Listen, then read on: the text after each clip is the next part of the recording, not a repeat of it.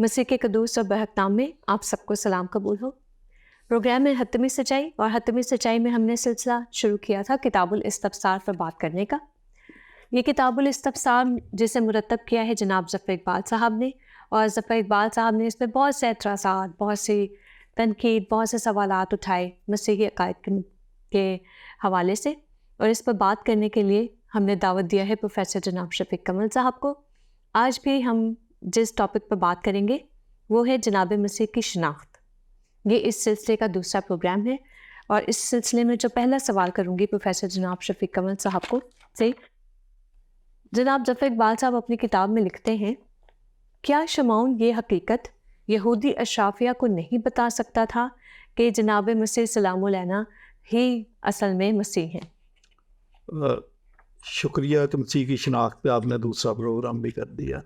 मैं आपका सवाल एड्रेस करने से पहले एक और बात बताना चाहता हूँ। मसीह दुनिया की ऐसी ज़बरदस्त शख्सियत थी कि वो तारीख से टकरा गए, और कोई ऐसा शख्स नहीं है जिसको उन्होंने मुतासर ना किया। कोई भी दुनिया का शख्स है जब मसीह को पढ़ता है, देखता है, तो वो मुतासर हुए बगैर रह नहीं सकता। सम टाइम चर्च ने बिदती लोगों के तदारक के लिए बड़ी बड़ी काउंसल्स की, बड़ा काम किया, लेकिन मुझसे अगर आप पूछे तो मैं भी उनके खिलाफ ही हूँ। जितने भी बिदती मतलब यहोवा विटनेस थे, नास्टिसिज्म वाले थे, डोसेटिज्म वाले थे, और भी कई थे, एरियनिज्म वगैरह वगैरह। लेकिन मैं आज आपको बात बताना चाहता हूँ कि वो जो बिदती शख्स थे वो इसलिए पैदा नहीं हुए थे कि अब हम पैदा हुए हैं तो हमारी ज़िंदगी का टारगेट ये है कि हम एक नई बिदअत ईजाद करेंगे। नेवर। सही। They were trying to understand the personality of Jesus. अपनी इस्तेदाद के मुताबिक वो दरअसल उनकी नीयत ये थी कि वो मसीह यीशु को पहचाने। अलबत्ता उनकी अंडरस्टैंडिंग चूँकि गलत हो गई, चर्च ने उनको हेरेसी करार दे दिया। तो आपने भी जो 2 प्रोग्राम किए हैं, इसका मकसद यही है कि मसीह की शनाख्त में क्या प्रॉब्लम आ रहा था। मैं कभी कभी बड़ा हैरान हो जाता हूँ कि उस वक्त के जो यहूदी थे वो तरह तरह के मसीह यीशु से सवाल कर रहे थे, बड़े तल्ख सवाल भी कर रहे थे, बड़े सख्त सवाल भी कर रहे थे, और बाज़ औक़ात हम क्रिश्चियंस को बड़ा गुस्सा आ जाता है। इवन मुबारक जुम्मे के दिन जो इबादत होती है उस वक्त भी लोगों के जज्बात बड़े बारंगीख्ता होते हैं कि ये कैसे बदबख्त लोग थे जो मसीह को मसलूब कर रहे थे। लेकिन मसला वहाँ पर भी ये था कि वो मसीह की शनाख्त के लिए परेशान थे। मैं कहता हूँ कि अगर 2000 साल पहले उन यहूदियों की जगह हम होते और हमारे पास न्यू टेस्टामेंट ना होता, रसूलों की तालीमात ना होती, पौलुस के खतूत ना होते, ये चारों अनाजील ना होती, तो हम भी वही हरकतें करते। सही। हम बड़े खुशकिस्मत हैं कि हमारे पास न्यू टेस्टामेंट आ गया और बहुत सारी इंफॉर्मेशन हमें न्यू टेस्टामेंट से मिल गई। सेंट अगस्टीन कहता है कि ओल्ड टेस्टामेंट एक ऐसा घर है, बड़ा खूबसूरत घर है, लेकिन उसमें लाइट नहीं। वो जो न्यू टेस्टामेंट है उस घर में लाइट जल गई है। फिर सेंट अगस्टीन एक और मिसाल दी है कि ओल्ड टेस्टामेंट एक कली है और न्यू टेस्टामेंट एक खिला हुआ फूल है। तो इस लिहाज से हम बड़े खुशकिस्मत हैं। पौलुस 2 और बातें करता है। वो कहता है कि मैं यहूदियों के लिए गवाही दे सकता हूँ कि वो खुदा के नाम की गैरत तो रखते हैं मगर समझ के साथ नहीं। तो ये सब कुछ ऐसा ही था कि वो उसको समझने ही की कोशिश कर रहे थे। और फिर पौलुस एक और बात करता है कि जब तक यहूदी ओल्ड टेस्टामेंट को पढ़ते हैं उनकी आंखों के सामने वो पर्दा पड़ा रहता है, लेकिन जब वो मसीह में आते हैं तो ये पर्दा उठ जाता है। तो ये बहरहाल मसाइल थे उनके। और फिर 3 शख्सियात के मुंतज़र थे, एलिया, मसीह और वो नबी यानी झूठा नबी। प्रॉब्लम ये था कि अगर वो झूठे नबी को मसीह समझ ले तो भी क़यामत आ सकती, मतलब ये बहुत अजीब बात हो जाती। और अगर मसीह को झूठा नबी समझ लेते फिर भी ये सही नहीं था, और अगर मसीह को या वो झूठे नबी को एलिया समझ ले तो भी ठीक नहीं था। तो ये सारी बातें थी। आपका सवाल अब ये है कि क्या शमाउन पर जब ये हकीकत वादे होगी, उसने मसीह को पहचान लिया कि ये दुनिया का निजात दहिंदा है, तो उसने अशराफिया को क्यों नहीं बता दिया कि आने वाला मसीह यही था? बे मसीह आ तो गए, खुश हो जाओ, शादियाने बजाओ। जी, तो वो जो कंट्रोवर्सी वहाँ पर थी वो यकसर ख़त्म हो जाती। पहली बात है कि ये शमौन ने ये वाली हकीकत उसको जब पता चल गया, अवाम को क्यों नहीं बताई? ये तो इसका दुरुस्त जवाब तो जो है वो क्लैरिटी के साथ शमौन नहीं दे सकते थे। ठीक है, हम नहीं दे सकते, लेकिन फिर भी जो बात मुझे समझ आती है वो मैं ज़रूर बयान करूँगा। मैं समझता हूँ कि खुदा की इस सबसे बड़ी कहानी में, खुदा के इस मंसूबे के अंदर बेशुमार लोगों को कोई ना कोई रोल दिया गया था। मसलन मसीह का एक अपना रोल था, वो अपना रोल अदा कर रहे थे। यूहन्ना इसबागी का एक अपना रोल था, इब्राहिम का एक अपना रोल था, यसाया नबी का एक अपना रोल था, एलिया का एक अपना रोल था। सबके अपने अपने रोल थे और जितना रोल जिसका था वो वही रोल अदा कर रहा था। मसलन गदी ओल्ड टेस्टामेंट में आप ये देखें, उसने सिर्फ अपने मालिक को, जो उसका रोल था यही था कि बोल के बता दे कि भाई आगे फरिश्ता खड़ा, मैं नहीं जा सकती, वरना मैंने पहले तो आपकी कभी हुक्मदुली नहीं की। उसका इतना ही रोल था। अब ये नहीं है कि उस गदी से हम एक्सपेक्ट करें कि उसने बड़े बड़े सरमन क्यों नहीं दिए। ठीक है, वो पेशगोइयाँ भी कर देती, जब बोल ही बड़ी थी तो कुछ और भी बोल देती, कुछ ऐसा नहीं। उसका जितना रोल था और जितना रोल खुदा ने उसको दिया था उसने वही करना था। मछली का जो रोल था वो ये रोल नहीं था कि उसको यूना नबी को किनारे पे रखे और उसके बाद को कहे कि अब सुनो, गौर से मेरी बात सुनो, आइंदा किसी गलत रास्ते पे गए तो दोबारा नहीं किनारे पे लाऊंगी, डुबो दूंगी तुझको, अभी तो मैंने तेरे पे रहम कर दिया। उसका ये रोल नहीं था। उसका रोल यही था कि इसको आप किनारे पे लेके आए, यही उसको ड्यूटी असाइन की गई। इसी तरह जो कौवे थे वो एलिया को दे रहे थे, खाना दे रहे थे, उनका रोल यही था। उनका रोल ये नहीं था कि साथ उसको ये भी अखबारें भी ला के दे के भाई काल पड़ा हुआ है, अब ला के दे रहे हैं, ये दोपहर का भी यही है एक टाइम ऐसा कुछ नहीं। उनका मखसूस रोल था। शमून का भी इतना ही रोल था कि उसने इतराफ़ कर लिया, उस रियलिटी को जान लिया और बता दिया और खुदा से दुआ की कि अब मुझे रुखसत कर, मेरी आंखों ने तेरी निजात देख ली है। मैं तो उसका यही रोल था, उसने वो अदा कर दिया। तो ये कहना कि जी वो शमौन ने अशराफिया को क्यों नहीं बताया। अब आगे तो यूहन्ना का जो रोल था वो ये था कि आने वाला मसीह है और उसको पहचान के उसने बता दिया कि यही। दूसरा उसका रोल था, दो पार्ट थे उसके, कि मसीह के आने से पहले स्टेज सेट करे, बनी इसराइल के दिमागों को किसी हद तक, बल्कि बड़ी हद तक तैयार करे कि मसीहा आने वाला है, उसको कबूल कर। ठीक है ना, ये सब कुछ उसने किया। यूहन्ना का ये रोल नहीं था कि वो अंजील की मनादी भी करे। आप ये देखेंगे कहीं नहीं उसने कहा कि मुझे 2 साल और दे दिए, जब मेरी गर्दन ना काटो मैंने अंजील की भी मनादी करनी है। नहीं, उसका रोल यही था। आगे आ जाए, मसीह के जो 12 शागिर्द थे उनका रोल वो नहीं था जो यूहन्ना का था। वो अगला स्टेप शुरू करते हैं कि अब हम अंजील की मनादी करेंगे। उसके लिए आप देखते हैं कि उन्होंने वो रोल पूरी जानफशानी के साथ अदा किया और अपने घरों को जब छोड़ा तो उनमें से कोई भी वापस नहीं आया। अंजील की मनादी करते हुए in the line of fire वो शहीद हुए क्योंकि उनका रोल ये था। तो मैं समझता हूँ कि शमौन का भी रोल जो उसको बताया गया था, या वो खुदा की इस कहानी में यही रोल था, तो उसने वो अदा कर दिया। सही। आगे वो कहते शमौन ने अपनी दुआ में जिस निजात का जिक्र किया वो तो बनी इसराइल को कभी मिली ही नहीं। क्या ऐसा ही है? शमौन ने जिस निजात का जिक्र किया, ये वो निजात गुनाहों से निजात थी, जो बनी नौ इंसान के गुनाहों का कफ़ारा था। खुदा और इंसान के दरमियान जो दीवार बन चुकी थी उस दीवार को गिराया गया। ईद पेंतिकोस्त के दिन इसका ऐलान किया गया। उसके बाद आम लोगों के लिए निजात के दरवाजे खोल दिए गए।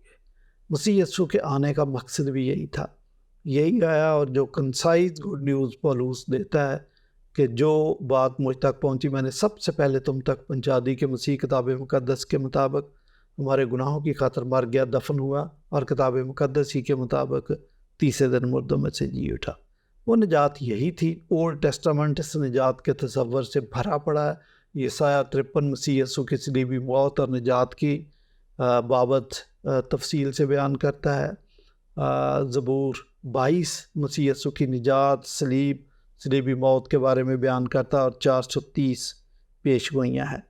तो ये कहना कि जी शमौन की ने जिस निजात का जिक्र किया वो तो कभी इसराइल को मिली नहीं, वही मिली थी। हाँ, अब आ जाएं कि आपका सवाल जो है ये मुसलमानों की फैलसी है, और ये सिर्फ ज़फ़र इकबाल की फैलसी नहीं है, ये तकरीबन सारे मुसलमान इस फैलसी का शिकार होते हैं। कमो बेश यहूदी भी इसी फैलसी का शिकार थे। यहूदियों का भी बयान करता, लेकिन पहले मैं मुसलमानों को बयान कर दूँ। अब ये साहब ये कह रहे हैं कि, बल्कि ये अक्सर कहते हैं कि भाई हुकूमत तो उनको मिली नहीं, वो तो ग़ुलाम के ग़ुलाम ही रहे। तो मसीह यसू शख्सी आज़ादी की बात कर रहे थे। जिन लोगों को अपनी जंजीरों से प्यार होता है ना, वो कभी आज़ादी नहीं हासिल कर सकते। तो मसीह यसू जानते थे कि ये लोग तो अपनी जंजीरों को कबूल करके बैठे हुए हैं। आपको पता है कि मसीह यसू के आने से पहले ही यूनानियों ने जो ओलंपिक गेम्स शुरू की, उसमें था कि वो जो दौड़ते थे, रेस में हिस्सा लेते थे, एक तो यहूदी खतना नहीं कराएंगे। तो उन्होंने कंप्रोमाइज़ कर लिया कि ठीक है, हम ओलंपिक में हिस्सा लेते हैं, खतना नहीं कराएंगे। और वो चूँकि उसमें नंगे दौड़ते थे, पता भी चल जाता था। तो ये सारी बातें वो पहले ही कंप्रोमाइज़ कर चुके थे। तो बताएं कि जो ऐसे लोगों को आज़ादी दिलाना कौन सा आसान था। इसलिए मसीह यसू ये जानते थे कि इनके ज़हनों पे काम करना ज़रूरी है, ज़्यादा इम्पोर्टेंट। ज़हन अगर आज़ाद हो जाएंगे तो ये आज़ादी ये खुद ही ले लेंगे, और यही हुआ। जिन लोगों के ज़हन ठीक हो गए, वो सच्चाई से वाकिफ़ हो गए, 3 सदियों के बाद वो मुल्क पूरा आज़ाद था। It was a Christian state. इस बात को समझ मुसलमान ये समझते हैं। कौसर नियाज़ी साहब ने एक किताब लिखी आईना तसलीस, और उसमें भी यही इतराज़ किया कि यहूदियों को तो हुकूमत ही नहीं मिली थी, मसीह यसू तो हुकूमत ही नहीं कायम कर सके, वो तो नाकाम रहे। दरअसल ये हुकूमत कायम करने वाला जो काम था, ये मुसलमानों का था। इन्होंने खिलाफत कायम की, और वो मौलाना मौदूदी ने किताब लिखी खिलाफत से मलूकियत, वो मलूकियत तक पहुँची। वो हमसे भी ये तसव्वुर करते हैं कि इनको भी ऐसा करना चाहिए था। मसीहत में ऐसा तसव्वुर नहीं था। इंसान की निजात और उस सच्चाई के जानने की वजह से वो जो तोहमात से आज़ाद हो जाता, ये ज़्यादा इम्पॉर्टेंट थी। गुनाहों की माफ़ी ज़्यादा इम्पॉर्टेंट थी, और वो जो दोज़ख की आग से उसको बचाना था, वो ज़्यादा इम्पॉर्टेंट थी। मसीह ने इसके लिए काम किया। कमो बेश यहूदी भी इसी फैलसी का शिकार थे। मैं ये बात बताता हूँ आपको कि एक औरत आई है। अच्छा, मसीह की मिनिस्ट्री के अंदर भी आपको पता चलेगा कि उन्होंने मसीह यसू को घेर लिया, वो उसको बादशाह बनाना चाहते थे। सही, बिल्कुल सही। ठीक है ना। तो वो बादशाह क्यों बना रहे थे कि ये हमें आज़ादी दिलाएगा। और 6-7 तंजीमें यहूदियों की जो खंजर भी अपने पास रखते थे, तलवार रखते थे, उनका मतमा नज़र ये था कि हम ताकत के बलबूते पर लड़ाई से, जंगो जदल से आज़ादी हासिल करेंगे, और तख्ता उलट देंगे, तख्ता उल्टेंगे, हुकूमत ले लेंगे, और वो सुलेमान का, दाऊद का दौर दोबारा से शुरू हो जाएगा। They were thinking on those lines. तो एक औरत आती है, वो मसीह को कहती है कि मेरे दोनों बेटों को अपनी तरफ, जब तू बादशाह में आए तो दाएं और बाएं बिठा देना। तो दरअसल वो क्या कह रही थी, उसके दिमाग में भी यही था कि ये तख्ता उल्टेगा, ये हुकूमत तो ले लेगा, लीडर बहुत बड़ा, तो अच्छे महकमे जो है ना, हमारी रिश्तेदारी भी है, तो एक को कस्टम में लगा देना, एक को पुलिस का ऑफिसर लगा देना। ये बात वो मसीह यसू से कर रही थी। तो लाशऊर में क्या बात थी, वही जो आम यहूदियों की सोच है। अच्छा, एक शख्स जब यसू मसीह यरूशलेम जा रहे थे, तो वो भी आ गया, आगे पीछे वो नज़र नहीं आया। 3.5 साल की मिनिस्ट्री के अंदर वो कहीं नहीं नज़र आया, लेकिन आज अचानक आ गया, और शायद उसने भी समझ लिया कि अब तख्ता उल्टे ही उल्टे। तो वहाँ पर मसीह यसू को यकीन दिलाने की कोशिश कर रहा है अपनी वफ़ादारी का, कि सरकार आप जहाँ जाएंगे मैं आपके साथ जाऊँगा। आम लोग हो सकता है कि ये फ़िक्रा समझ ना था, लेकिन ये फ़िक्रा, इसका मतलब ये था कि मैं आपकी खातिर जान ले भी सकता हूँ और जान दे भी सकता हूँ। सही। तो अगेन लाशऊर में क्या बात थी कि तख्ता उल्टेगा तो जब मैं इतना वफादार हूँगा, बेशक आखिरी हफ्ते में ही उंगली कटवा के शहीदों में नाम लिखवा रहा हूँ, तो जब प्लाट बटेंगे तो हजार गज का एक प्लाट हमें भी मिल मेरा जाएगा भी भाई। होगा। सही। मसीह यीशु उसके इरादे को समझ लेते हैं और उसको बहुत क्लियर कट जवाब देते हैं कि भाई हवा के परिंदों के तो घोंसले होते हैं और लोमड़ियों के भट्ट, लेकिन इब्ने आदम के लिए तो सर धरने की भी जगह नहीं। हम तो सारा दिन सड़कों पे मुनादी करते हैं, रात को बागे गतसमनी में जाके सर के नीचे पत्थर रख के सो जाते हैं, ये बात मंजूर है तो आ जाओ, लेकिन अगर जहन में कोई और बात है तो चले जाओ। ये मेरी स्कीम ही नहीं है, मैं इस काम के लिए आया ही। और फिर जी उठने के बाद जब शागिर्दों से यीशु मसीह मुखातब थे तो मसीह यीशु ने उनको कहा कि जिस तरह तुम मुझे जाते हुए देखते हो इसी तरह आमदे सामने भी होगी, मैं दोबारा आऊँगा। तो वो क्या कहते हैं कि अच्छा तो इस वक्त तो तू जल्दी में था, चलो भागम दौड़ में सब कुछ हुआ, बात समझ आती है, तो आप हमें हुकूमत नहीं दे सके, लेकिन नेक्स्ट टाइम जब आओगे तो फिर उस वक्त तो हमें बादशाही मिल जाएगी। मसीह यीशु उनकी सोच के धारे को बदलने की कोशिश करते हैं कि जब रूह कुछ तुम पर नाज़िल होगा तो तुम कुव्वत और जुर्रत पाओगे और तुम यरूशलेम और यहूदिया और सामरिया और ज़मीन की इंतहा तक मेरे गवाह होगे। यानी मेरी बादशाही इस तरह आपने कायम करनी है कि मेरी गवाही देनी है, आपने अंजील की मुनादी करनी है। ये दुनियावी हुकूमत का मेरे पास कोई ऐसा सिलसिला नहीं। अच्छा, फिर पिलातूस के सामने जब यीशु मसीह को पेश किया तो उस पर इल्ज़ाम भी लगा दिया कि चलो ये वैसे नहीं माना तो इस पर इल्ज़ाम लगा दो इसको कि भाई ये कहता कि मैं बादशाह हूँ। तो मसीह यीशु ने बड़ा क्लियर कर दिया था कि मेरी बादशाही इस दुनिया की नहीं है। बेशक एक और बात कही थी कि अगर मेरी बादशाही इस दुनिया की होती तो मेरे खादम लड़ते। ये जो उन्होंने शमौन की ज़बानी वो कह दिया ना कि वो निजात तो कभी मिले नहीं, तो मसीह यीशु ने तो उधर भी वादे कर दिया था कि अगर मेरी बादशाही दुनिया की होती मेरे खादम लड़ते। मैंने तो ऐसा कुछ किया नहीं है।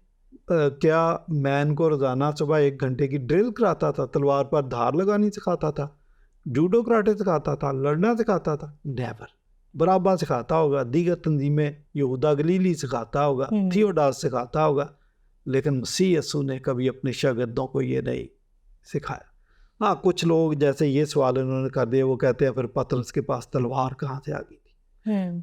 पतरस जो था ये पहले किसी और तंजीम का मेंबर था और वो सारी तंजीमें जंगजू तंजीमें थी, वो अपने पास तलवारें और खंजर रखते थे, इस वजह से उसके पास तलवार थी। लेकिन आपको पता मसीह यीशु ने कहा अपनी तलवार में आन में कर, क्योंकि जो लोग तलवार से कत्ल करते हैं वो तलवार ही से कत्ल किए जाए। बेशक। तो मसीह का मतमा नज़र कभी भी ये दुनियावी हुकूमत कायम करना नहीं, बल्कि वो दिलों पर हुकूमत करना, चर्च कायम करना चाहते थे, वही उन्होंने किया।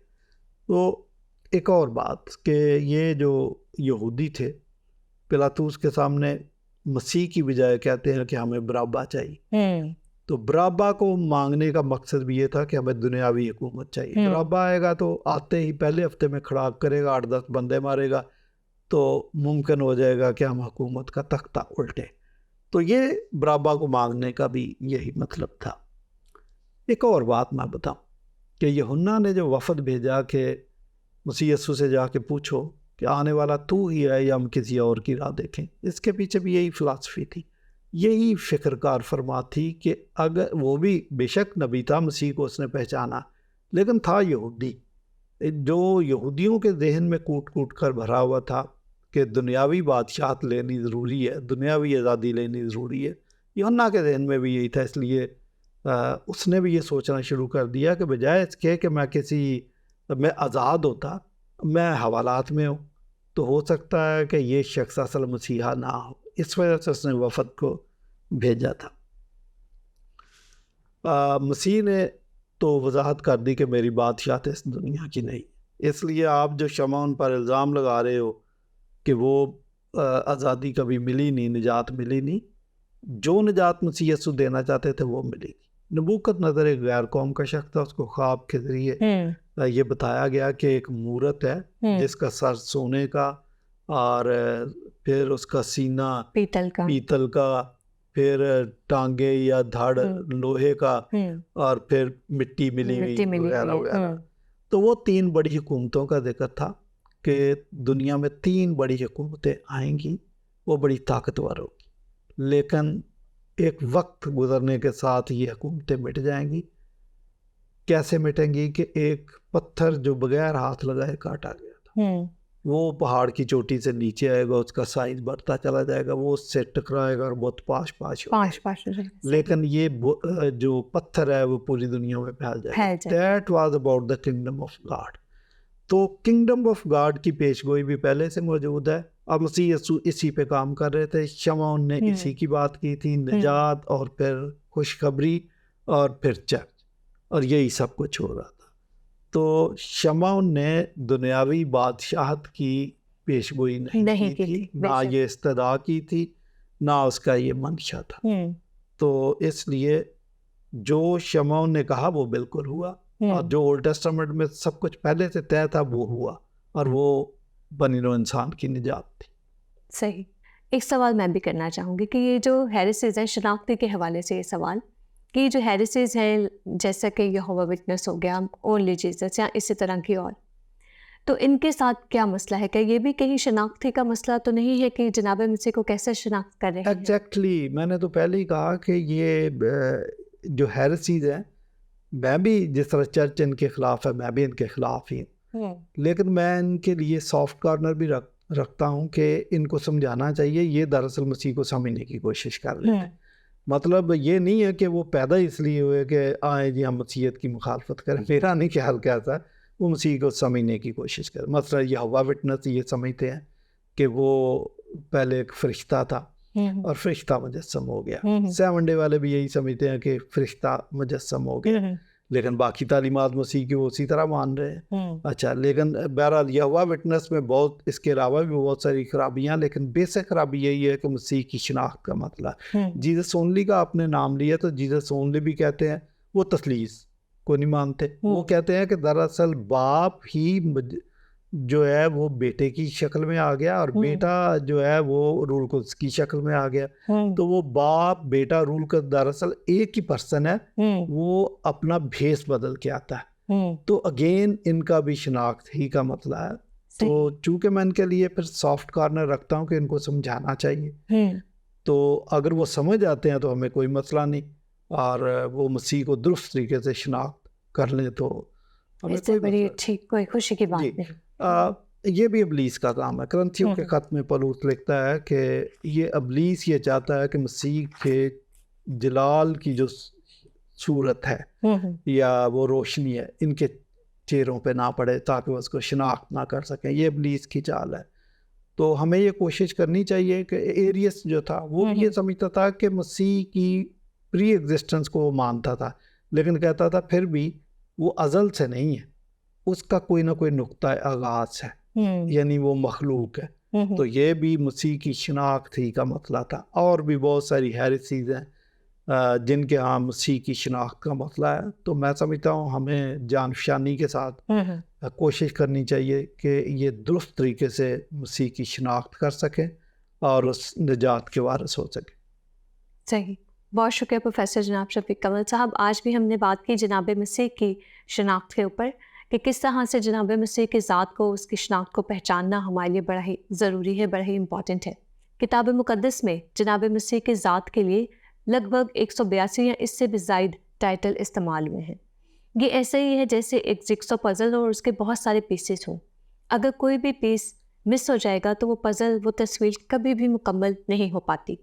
इसी तरह से जनाब मसीह की ज़ात के बारे में ओल्ड टेस्टामेंट से लेकर के न्यू टेस्टामेंट में जितनी भी बातें, पेशन गोइयाँ, जितने भी वाक़यात दर्ज किए गए हैं, वो इसलिए दर्ज किए गए हैं ताकि हम मसीह की ज़ात की शनाख्त अच्छे तौर पर कर सकें, कामिल तौर पर कर सकें।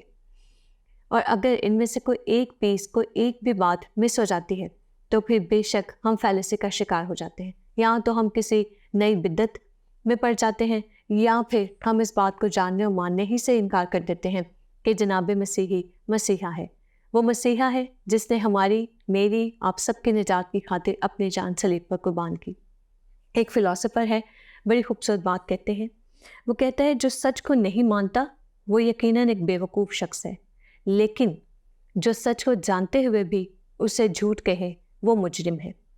देखना ये है कि आप एक बेवकूफ़ शख्स के मानिंद है या उस मुजरिम के मानिंद है जो कि सच को जानते हुए भी उसे कबूल नहीं करता। मेरी टीम की, प्रोफेसर जनाब शफीक कंवल साहब की यही दुआ है रब्बुल आलमीन से कि वो आपकी आंखों पर से इस छिलके को उतारे और आप भी जनाब मसीह की ज़ात की सही तौर पर शनाख्त कर सकें। सच को जानें, सच को खोजें और जब सच मिल जाए तो उसे कबूल कीजिए। बहुत शुक्रिया। खुदा हाफिज़।